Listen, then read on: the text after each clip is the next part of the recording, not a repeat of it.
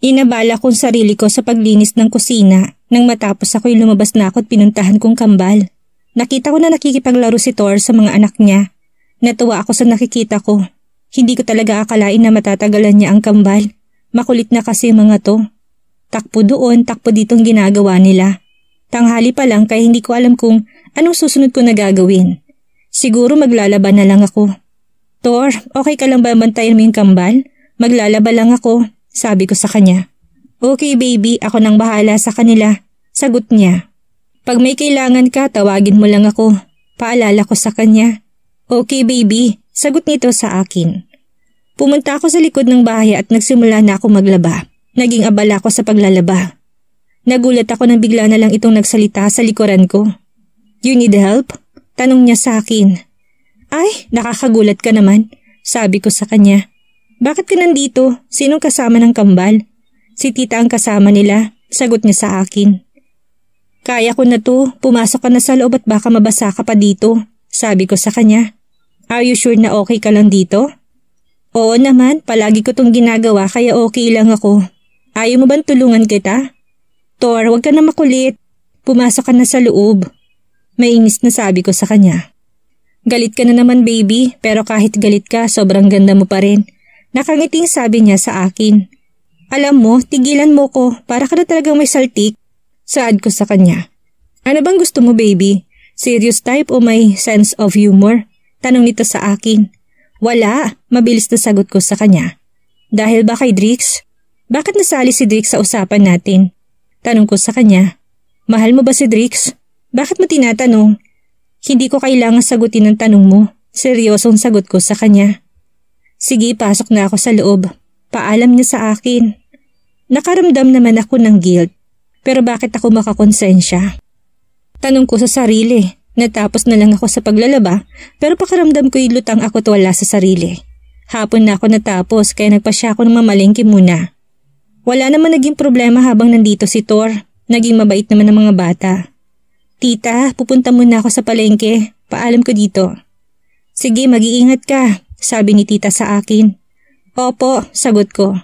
Baby, wait. Rinig kong tawag sa akin ni Thor. Bakit? Tanong ko sa kanya. Sasama ako. Ha? Sasama ka? Tanong ko sa kanya. Oo baby, sasama ako. Sagot niya sa akin. Sigurado ka? Tanong ko ulit sa kanya. Yeah, tipid na sagot niya. Okay, ikaw ang bahala. Sagot ko sa kanya. Hindi ko talaga malaman ang trip ng taong ito. Pagdating namin sa palengke naririnig ko ang bulungan at tilian ng mga kababaihang nandoon. Ang gwapo sisi, rinig kong sabi ng mga babaeng nandito. Oo nga, parang artista, tilipan ang sabi ng isa. Sana talaga hindi ka na sumama, inis na sabi ko sa kanya. Nagsiselos ka ba baby? Hayaan mo sila dahil sayo lang ako, aniya sa akin. Kumunot naman ang noo ko sa sinabi niya. Bakit naman ako magsiselos? Ayaw ko lang kasing takaw atensyon ka. Hindi ako makapamili ng maayos. Sabi ko sa kanya. Okay, kibit balikat na sagot niya sa akin. Napapikit na lang ako sa inis. Hindi ko siya pwedeng awayin dito dahil maraming tao at ayaw kong sirain ang moment ng mga babae dito. Nang matapos kami sa pamimili ay naglakad na ulit kami pauwi. Sa susunod huwag mong ipakita ang mukha mo kapag pagala-gala ka rito, sabi ko sa kanya. Baby, ang init na ng panahon pero mainit din ang ulo mo. Gusto mo ng ice cream? Hindi na ako bata para kumain ng ice cream at huwag mo nga akong suhulan, hindi naman ako bata, sabi ko sa kanya. Ikaw naman ang baby ko. Mahinang sabi niya na halos hindi ko marinig. May sinasabi ka? Tanong ko. Wala po baby, baby ko. Sagot niya sa akin. Bilisan mo na nga maglakad, ang bagal mo. Sabi ko sa kanya tinakpan ng kilig na nararamdaman ko. Bigla na lang kasing kumabog ng malakas ang dibdib ko. Hindi ito nagsalita at nakasunod lang ito sa likuran ko. Nakauwi kami sa bahay nang walang imikan. Mabuti naman at nandito na kayo. Salubong sa amin ni tita. Bakit po tita? Tanong ko dito. Aalis kasi ako. Tumawag sa akin ng kaibigan ko. Gabi na ako makakauwi. Saad nito habang inaayos ang bag na dadalhin nito. Sige po tita, ingat po kayo. Saad ko sa kanya. Nang makaalis na si tita ay inayos ko muna mga pinamili ko. Hinugasan ko to at tinabi sa refrigerator. Wala atang balak na umalis itong si Thor kaya nagpasya na lang akong pumasok sa silid ng mga bata. Dahil sa busy ako sa trabaho ay hindi ko nagaanong nalilinis ang mga silid namin. Nagpalit ako ng kobre kama at nilinis ko na rin ang buong paligid. Ngayon na free time ko ay ang dami kong ginawa. Bala kong isunod ang kwarto ko. Hinayaan ko na lang si Thor sa baba na mag-alaga ng mga bata. Maya-maya kasi darating mga anak ko galing sa school. Sigurado ako matutuwa sila kapag nakita nila si Thor. Ngayon pa lang nakikita ko ng ngiti ng dalawa kong anak. Hindi ko talaga maiwasan na manghinayang pero ano bang magagawa ko? Kausap ko sa sarili. Hindi ko na malayan ang oras. Naging abala kasi ako sa paglilinis sa mga silid namin. Hindi ko alam kung anong nangyari sa mag-ama dahil hinayaan ko lang sila kanina. Paglabas ko'y bumaba kaagad ako, nakita ko silang natutulog sa sofa. Habang nasa bisig ni Thor ang dalawang bata, napangiti ako dahil komportableng mga anak niya sa kanya kahit hindi nila alam na si Thor ang daddy nila. Ganun ba ako kabisi sa paglilinis at hindi ko sila naalala? Hindi ko tuloy maiwasang itanong sa sarili ko. Hinayaan ko na lang sila. Nakikita ko rin na parang puyat si Thor. Pumunta ako sa kusina, bala ko kasing ihanda ang mga rekado para sa hapunan namin. Palabas ako sa kusina nang may naririnig akong ingay. Dumating na palang mga bata at ngayon ay masayang nakikipagkwentuhan kay Thor. Hay mga anak, nandito na pala kayo. Magpalit na muna kayo ng damit bago makipaglaro kay daddy nyo. Hindi pa naman siya uuwi. Sabi ko sa dalawa kong anak. Okay po mama, sagot nila sa akin. Daddy, dito ka lang ha? Sabi pa ng mga ito kay Thor. Of course, my princesses, nandito lang si daddy. Di ba mama?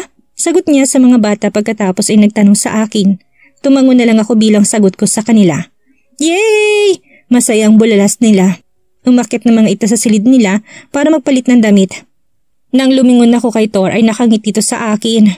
O bakit ka nakangiti dyan? Masungit na tanong ko sa kanya. Ang ganda mo baby. Misis ko, masaya lang ako dahil pumayag kang bumisita ako dito. Bagay sa'yo maging Mrs. Montemayor. Hirit na naman niya. Bahala ka nga dyan. Pagtataray ko sa kanya. Kapag siya talagang kausap ko, hindi ko maiwasang hindi mainis. Napapagod na nga ako magtaray sa kanya pero siya todo ngiti pa rin sa akin. Nga pala, pangit dito ka na kumain. Dahil alam ko na gusto ko makasama ng mga bata. Sabi ko sa kanya habang nilalaro ko ang kambal. Grabe ka naman makapangit sa akin, misis ko. Sagot niya sa akin. Pangit ka naman talaga, mas gwapo pa sa'yo si Drix. Sabi ko habang hindi ko na malayan ang lumalabas ng salita sa bibig ko. Natahimik ito talatang nagpipigil lang ng galit niya.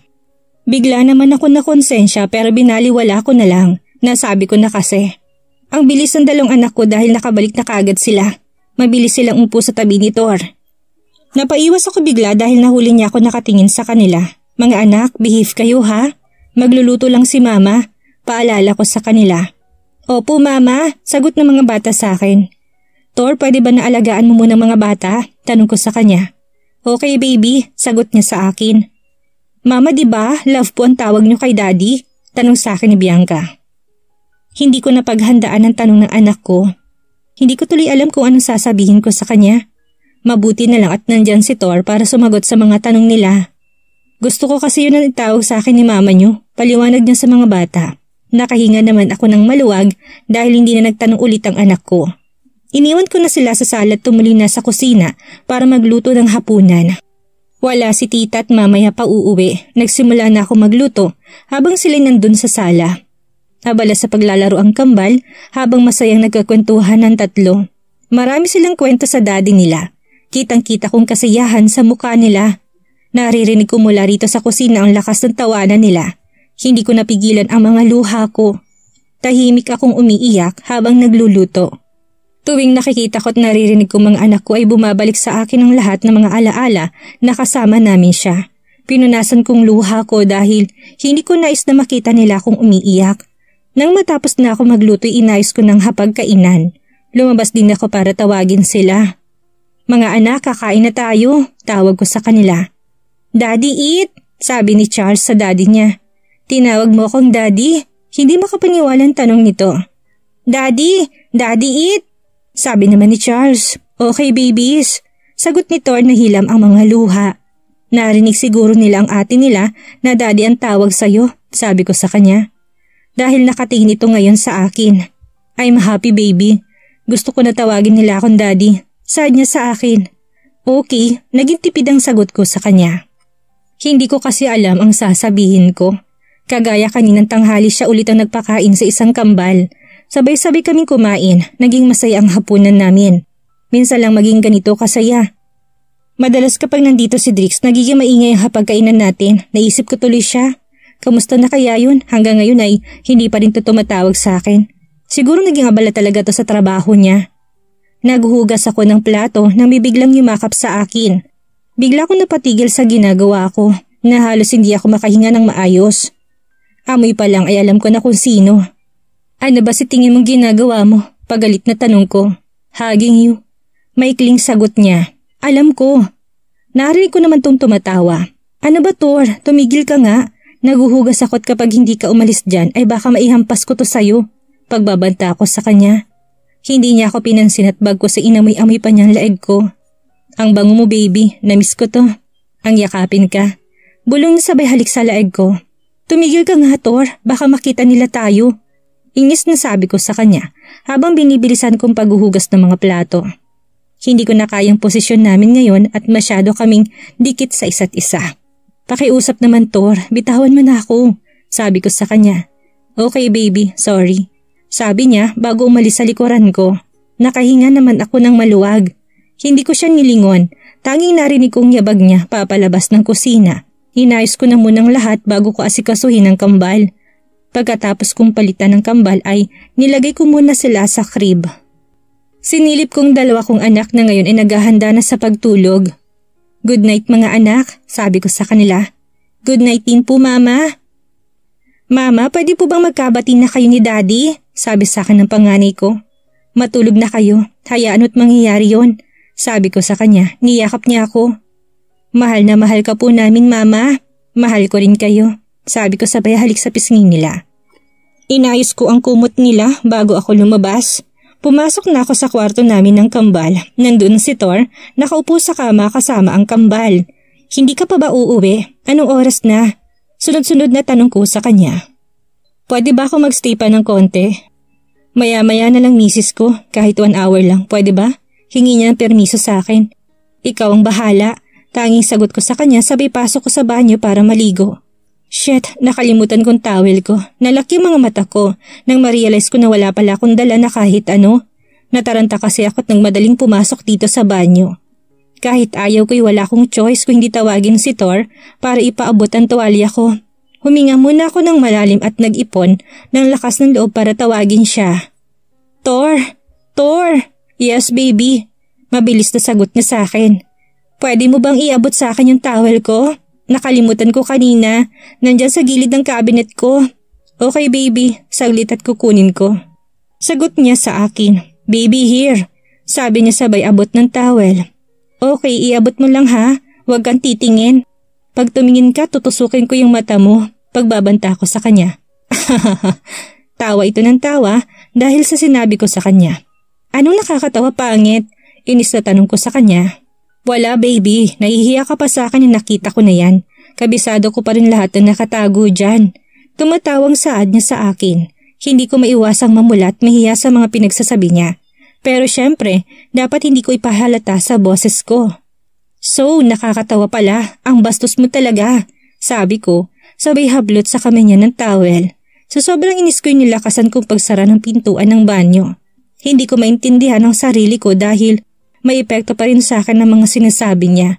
Nakakainis lang talaga. Gusto ko na siyang itaboy paalis. Mukhang hindi magiging madali ang 1 oras ko nito, lalo na't kasama ko si Thor. Kanina pa ako dito sa loob ng banyo, pinag-iisipan ko kung lalabas na ba ako. Dahil alam ko naman na nandito si Thor, pero dahil sa katangahan ko, kaya nalalagay ako sa ganitong sitwasyon.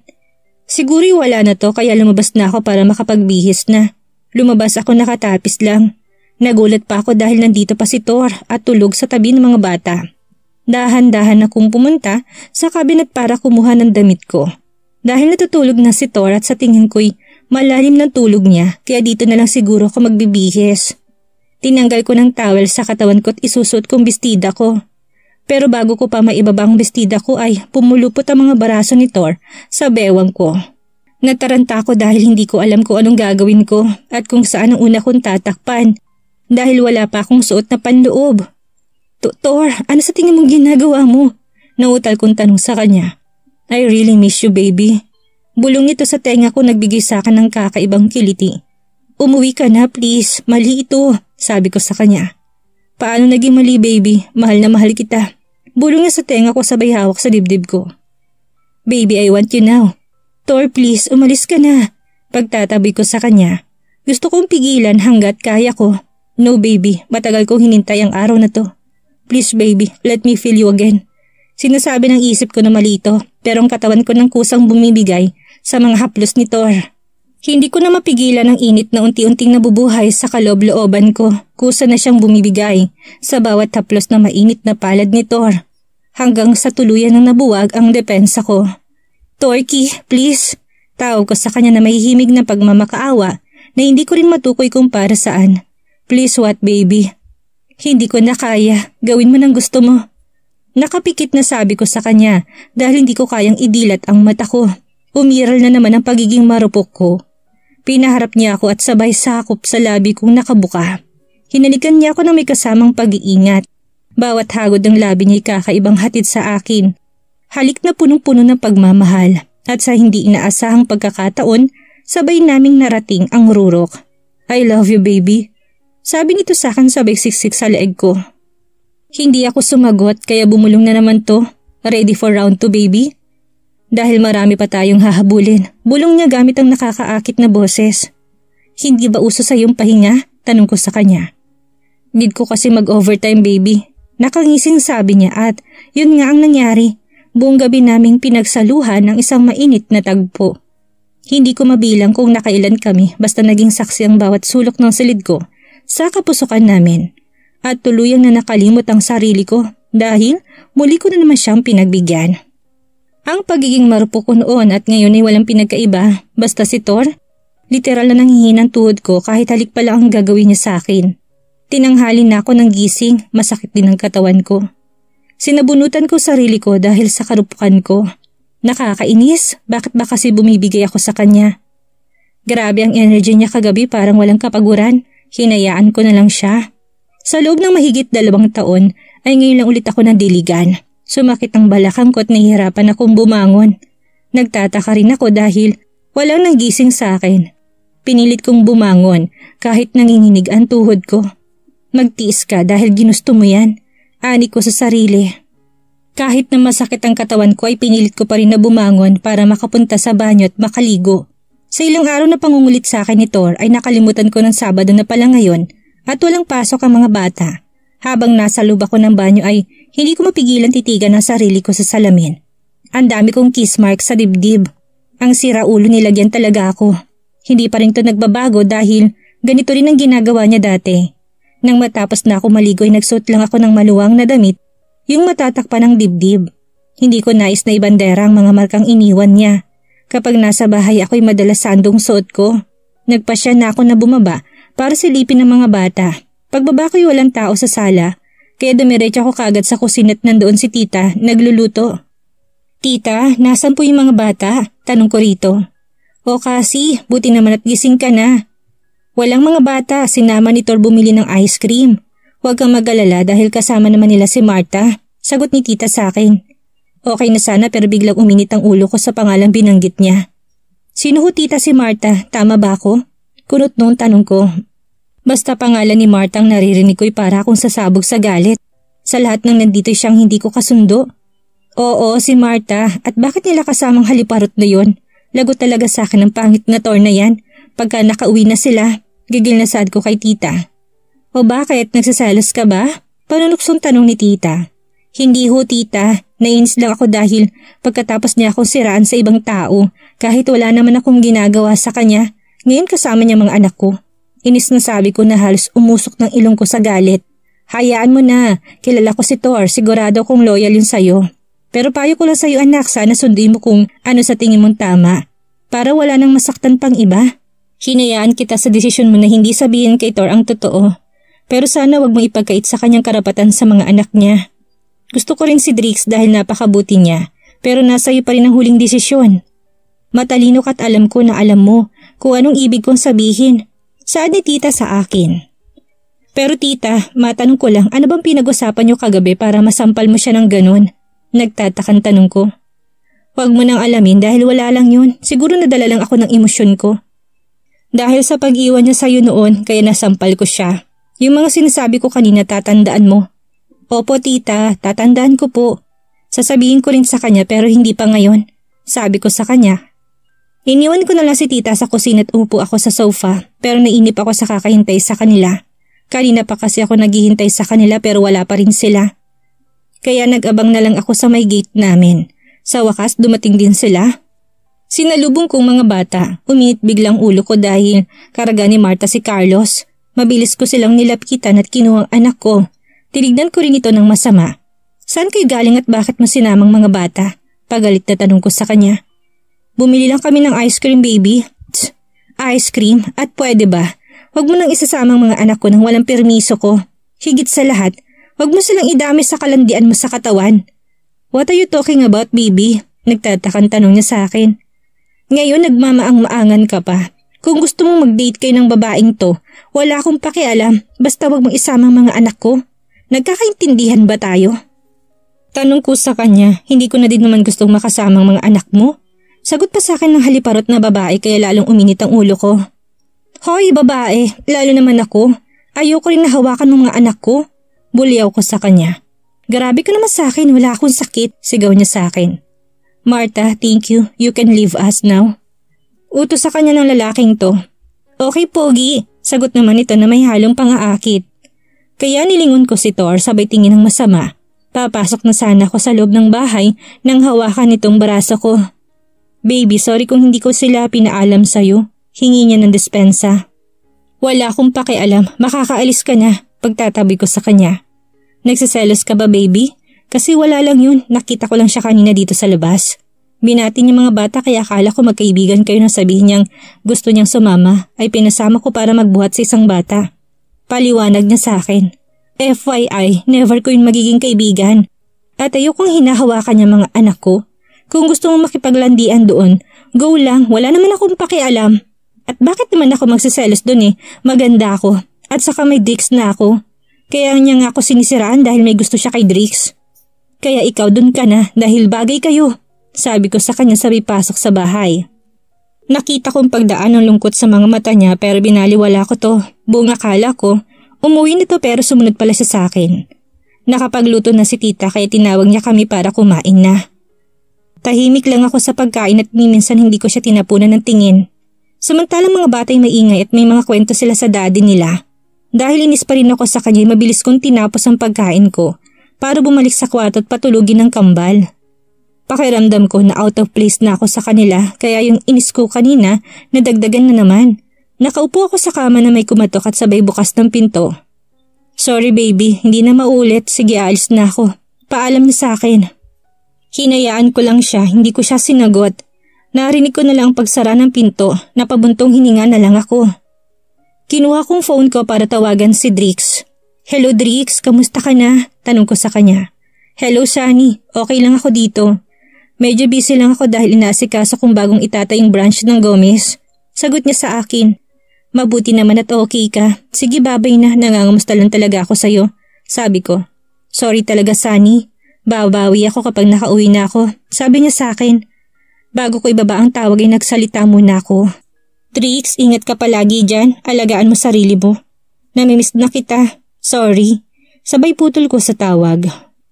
Nagpapasalamat pa rin ako dahil pinaglaanan niya ako ng time niya kahit na abala ito sa trabaho. Binabagabag tuloy ako ng konsensya ko dahil sa kasalanan na nagawa ko sa kanya. Pinag-isipan ko ito ng mabuti. Pagbalik niya, sasabihin ko na sa kanyang lahat tungkol sa nakaraan ko at ang lahat na nangyari sa akin. Alam ko na masasaktan ko siya pero ayaw ko na maglihim sa kanya. Umiyak ako sa sama ng loob ko sa sarili ko dahil hinayaan ko na may mangyari sa amin ni Thor. Hindi ko na dapat siya papasukin sa buhay ko. Dahil baka matulad na naman dati. Pero paano ko gagawin lalo na't may anak kami? Dapat ko bang ipagkait ang kaligayahan ng mga anak ko? Anong klaseng ina ako? Sa pagbabalik niya, nagulo na naman ang sistema ko, nagulong mga desisyon ko sa buhay. Naging tahimik at masaya ako sa loob ng 2 taon. Masaya nga ba talaga ako? Hindi ko maiwasang itanong sa sarili ko. Masaya ka, nandyan ang mga anak mo na nagmamahal sa'yo. Pilit kong kinukumbinsi ang sarili. Pero kahit anong gawin ko, ay kusa pa rin ang pagpatak ng mga luha ko. Ang hikbi ay tuluyan na naging hagulhol. Lahat ng sakit ay bumalik sa akin. Hindi ko na alam ang gagawin ko. Bumabalik na naman ako sa dating ako. Ganito ang pakaramdam ko na nagkahiwalay kami. Sino bang dapat piliin ko? Mas mabuting itanong ko sa sarili ko ay kung ano bang dapat kong piliin. Pero kailangan bang mamili ako? Kung alam ko may isang masasaktan. Tanghaling tapat pero bigla na lang bumuhos ang malakas na ulan. Sa pakiwari ko ay dinadamayan ako ng kalangitan. Ngayon naguguluhan si Cassandra. Ano nga bang gagawin niya tungkol kay Thor? Aminin niya na kaya dito na may anak sila o ililihim niya ito hanggang sa huli? Yan ang ating aalamin sa susunod nating kabanata.